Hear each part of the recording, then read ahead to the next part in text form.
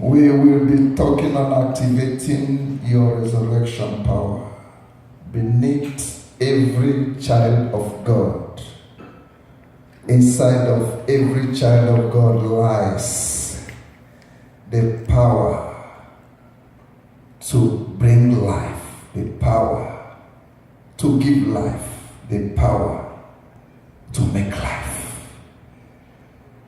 In Ezekiel chapter 37, reading from 1, it says, "The hand of the Lord was upon me, and he carried me out in the spirit of the Lord, and set me down in the midst of the valley, which was full of bones, and caused me to pass by them round about, and behold, there were very many in the open valley, and lo, they were very dry." May God bless the reading of His word in the name of Jesus. Amen. I told us that the third month is the same thing as the third day. And the third day or the third month simply means the day or month of resurrection. Jesus told them, "I may be tortured, or I will be tortured, mocked, beaten, scourged, and even crucified. But after 3 days, I shall rise again." And the book of Acts we read last time said, "For it was not possible that death could hold him." It was not possible. So if it was not possible, it was not possible. And we said that to say, and last time we saw in Romans chapter 8, I think verse 11, and so, he said, "If the spirit of He that raised up Jesus from the dead dwells in you," that same spirit, not a different spirit, that same spirit will give life to your dead bodies, to your dying bodies. And we explained that death does not just mean physical death. It could be a dying career, a dying marriage, a dying business. It could be a dying relationship, a dying situation. Those things that God wants to be alive for you, and they are dying because the enemy is manipulating around them. The enemy is doing a lot of things. We saw that this is the month to speak to those things, and they would have no choice but to come back alive. Praise God. And so we will be continuing tonight. We will be looking at activating your resurrection power, because this is the month that offers you that spiritual leverage to do these things. This is the month that offers you that spiritual dimension to do those things. You know, the Bible will always say, "At the time appointed."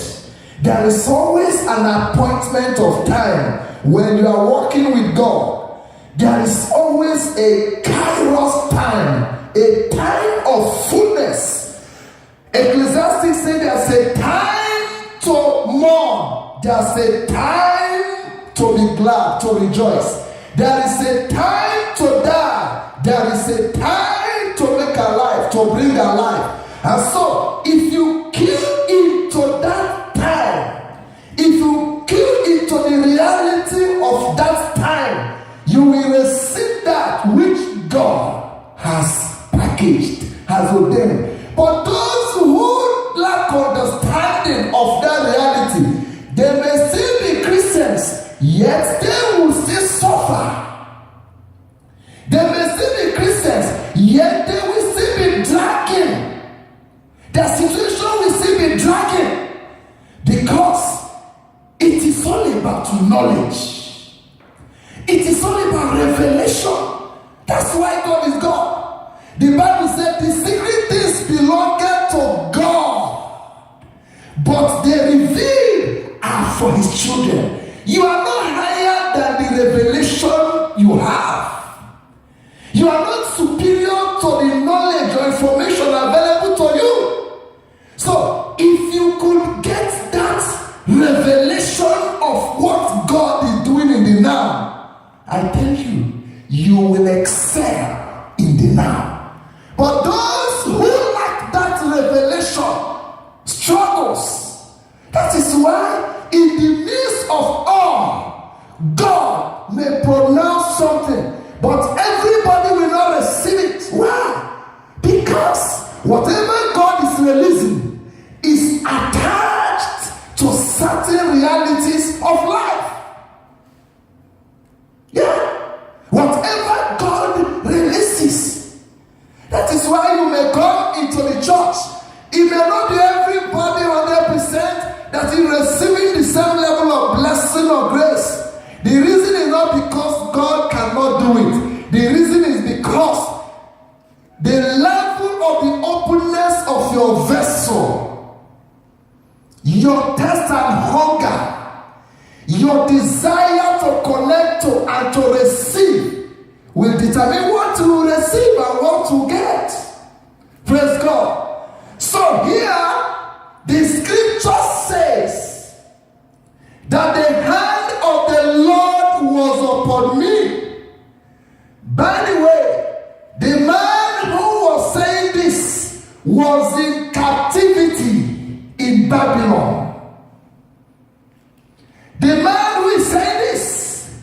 So I want you to know that there is a dimension of God in our lives, and there is a human dimension, the dimension of man. The place you are does not determine how far you will go in life. It is the dimension of God in you that is working in you. That is what I saw from here as I began to look at it.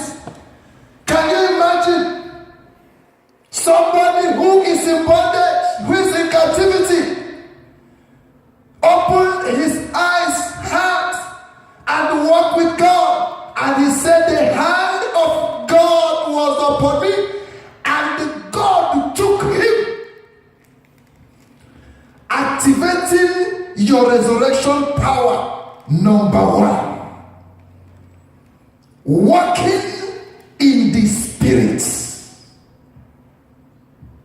If you want to provoke the power of God in your life, if you want to tap into the power of God's resurrection, my friends, number one thing we need to do from here is to walk in the Spirit. What does it mean to walk in the Spirit? What does it mean? The man said, the hand of the Lord was upon me, and he took me out in the Spirit. The man was physically still there in Chaldees. He was still there in captivity. But in the Spirit, with his connection with God, he was taken out from where he was into another realm of life. What does it mean to walk in the Spirit? Somebody read Romans 8 for me, 1 and 2.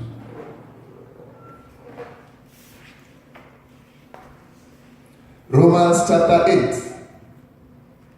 verses 1 and 2. Therefore, there is no condemnation for those who are in Christ Jesus. There is no condemnation for those who did what? Who are So, to walk in the Spirit means from here to be what? To be what? To be in Christ. To walk in the Spirit means to be in Christ. If you will forget anything, don't forget this one.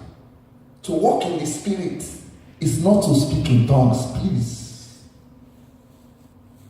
To walk in the Spirit is not to close your eyes when you're praying. To walk in the Spirit is not even when you are quoting Bible. To walk in the Spirit means to be in. To live like Jesus. To live the life of Jesus. To that kind of person, there is no death, no condemnation. To that kind of person, he's operating in a level higher than death. That's what we will see as we read that place. There's a class of life available to everybody on earth. Two classes of life. The one you live determines what you get. And what you get is either the power of resurrection or death. Read for us, please.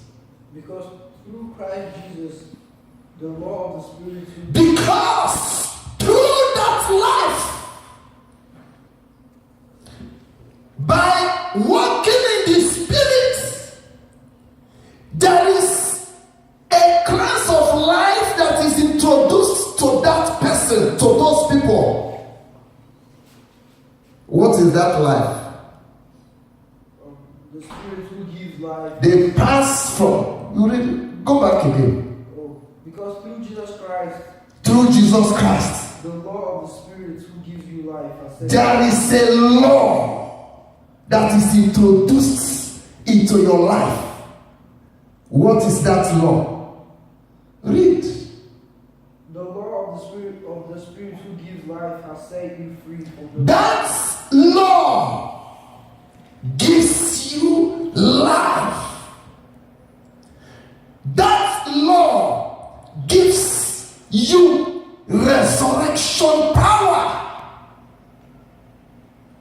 It is given by law to those who are in Christ, to those who walk with Christ, to those who walk in the Spirit. Okay, finish to verse 2 so that we could look at some other scriptures as well. The law of the Spirit who gives life has set you free from the law of sin and death. So that law sets you free from sin, from death.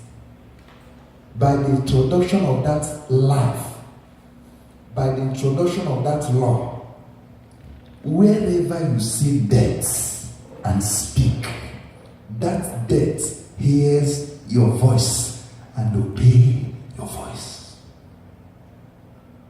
Because it's a law. Now, just like the physical law works, if you break a law here, the law enforcement officers comes after you, am I right?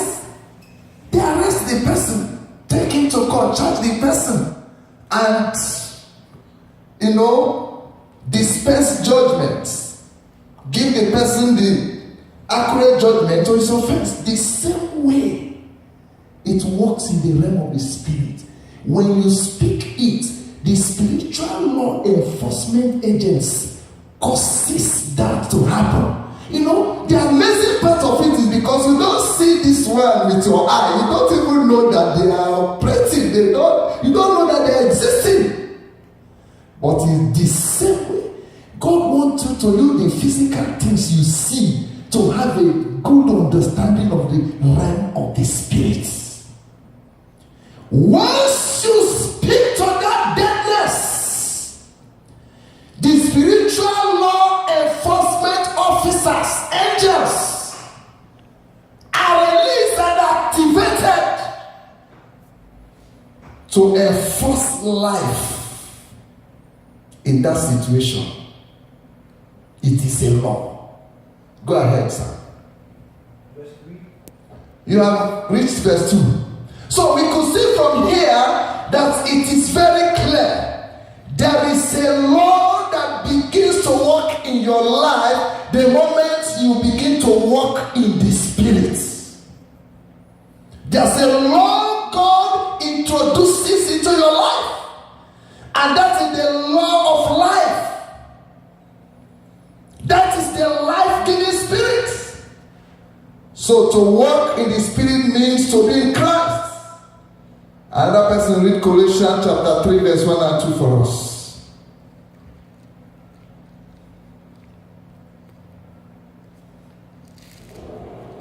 Colossians chapter 3. If ye then be risen with Christ, If ye be risen with Christ, seek those things which are above, seek. We are talking about walking in the Spirit. I want to give us the different dimensions of walking in the Spirit. It doesn't just mean one thing. Just like I told you, it's not that we quote Bible. It's not that we speak in tongues. It is what we do, the life we live. It is the attitude we have. It is our behavioral pattern. So here it says, if you be risen with Christ, what did he say you should do? seek those things. Seek those things. Some translations say, set your affection. Set your mind. There is a setting of mind.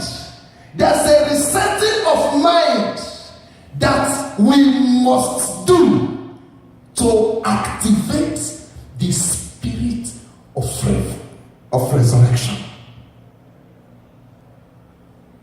There is a setting, because by default we are set to pursue things the way the world pursue things. By default we are set to think the way others think, behave the way people behave. But there is a resetting that you need to be connected to the activation of the spirit of resurrection. Say, set your mind where?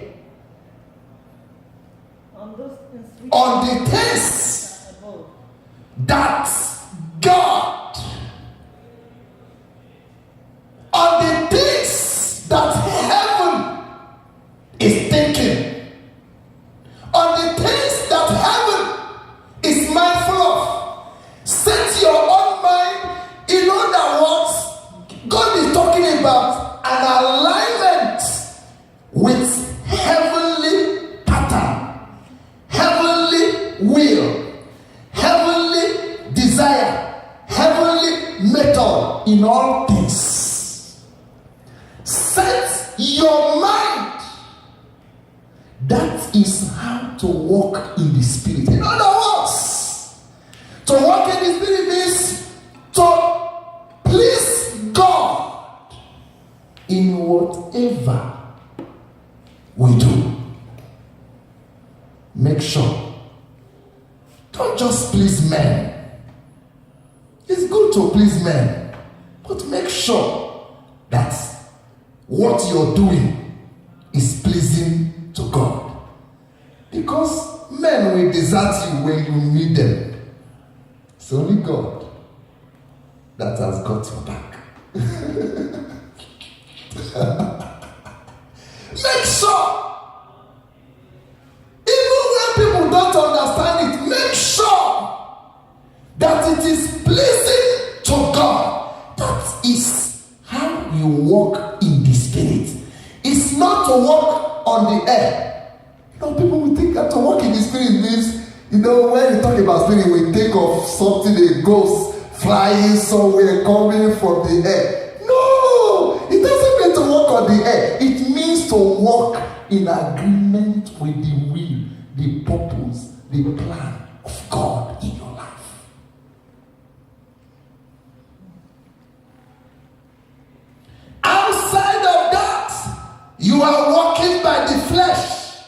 Your five senses is the one in control. Anyone the five senses is in charge of his or her life is not walking in the Spirit. Even if he likes, let him know from Genesis to Revelation. Let him speak in tongues from morning till night. Let him greet everybody with tongues. Let him eat tongues. The person is not walking in the Spirit. To walk in the Spirit means to be dead to sin. If I allowed her to read till verse 2, she will say that from that Colossians. To be dead to sin. In most of the films, I watched several films, they will tell you that dead people don't talk. Have you heard that before? Have you heard it? And that is true. Dead people don't talk. If you like, bring a dead person here and put the music to the highest volume. Will that person be disturbed? Can the person be disturbed?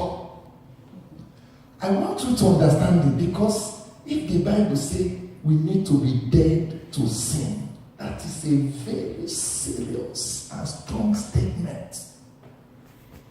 It means that God expects you, even in the topmost heap of sin around you, in your workplace, in the school, even in the topmost heap of sin in this land, God expects you not to respond or be influenced by that. He wants you to be dead to sin.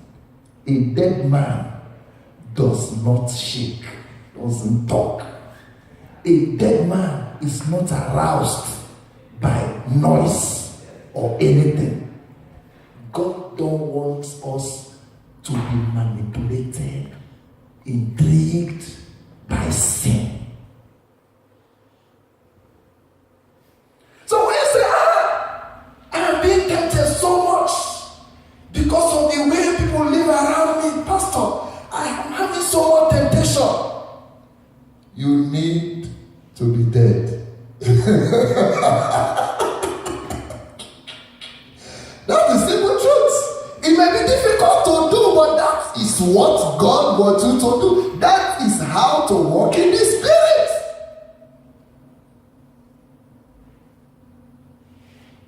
There's no kind of music, no volume of music you will put before a dead person, a real dead person, and the person will shake, and the person will move, and the person will say, you people are disturbing me, or you people are tempting me. No. Why? Because he's dead.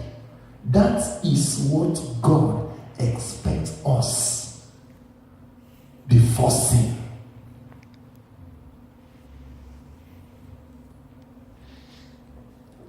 To walk in the Spirit means to be alive to righteousness. What does it mean to be alive to righteousness? To always be eager to do the right thing. To live a lifestyle that does the right thing. To always strive to walk in the Spirit is to be alive to righteousness. That is one key that activates your resurrection power. When Jesus died, remember the protocol of his death. He was taken to Pilate, from Pilate first to the chief priest, from chief priest to Pilate, from Pilate to Herod, from Herod back to Pilate, and at the end, the man said, I have tried this man and I could not see any reason to kill him. He was tried in every way and there was no sin. So when he eventually died, that righteousness brought him up. My friends, it is cheaper to do righteousness at the long run. It is cheaper to do righteousness at the long run.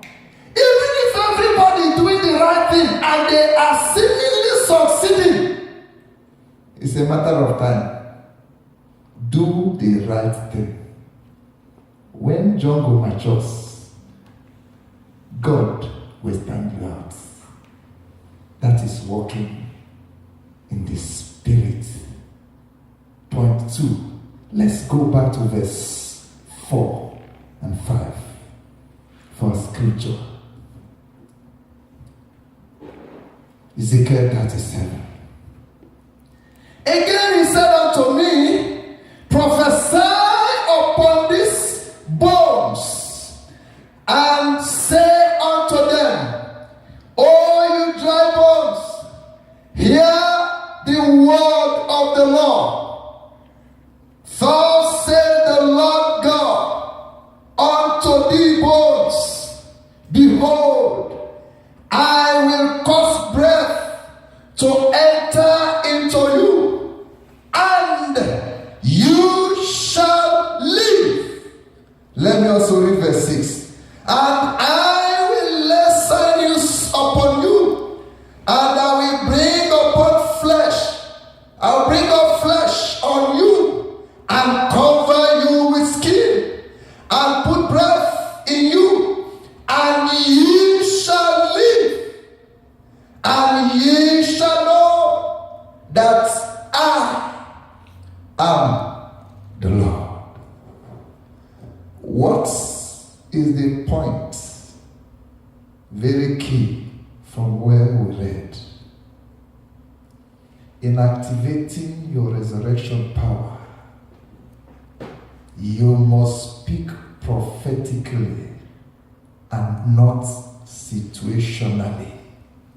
Write it down. You must speak prophetically. I must speak prophetically and not situationally. What does that mean? God even asked the prophet, say, can this bones live? The prophet said, God, I don't know. I don't know. Before the prophet, all those bones were dry, dead, and hopeless. But God said to him, say to them, you shall live. That's the way God works. The situational reality was that those bones were dead and dry. But prophetic says the mind of God. The prophetic says the intention of God. The prophetic says what God is saying about the situation. Sometimes to a carnal man, when you begin to speak prophetically, they could say that you are a proud person. But don't mind them. Because prophetically means speak the mind of God. Speak the mind of God in the situation. So even if things are dead around me, and I step into the tumults, I know that the mind of God says all those things that are dead around me must come back to life. So I speak what God has said. I'm going to stop here because of time. I say what God has has said, I don't try to make it look good. I don't try to impress anybody. I don't even try to impress myself or encourage myself. I just say what God has said. You know, the amazing thing about that is what God has said is what will eventually come to be. What he has said.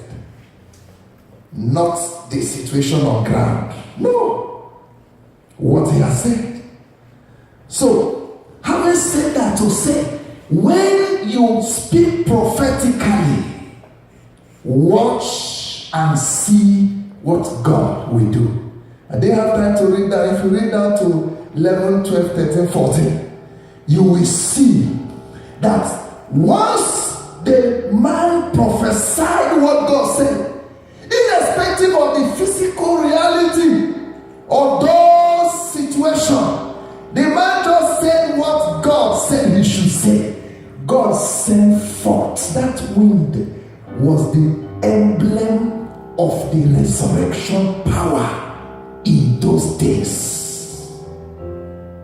God sent the change that we require. Stand on your feet. When you speak prophetically, when you set the mind of God, watch. Don't watch in unbelief. Don't watch with your little mentality. Don't watch judgmentally. I thought God.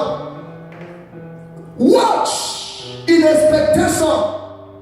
Believe God and continue to do the right thing.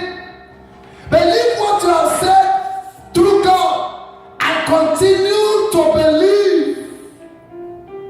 God will surely show up before you.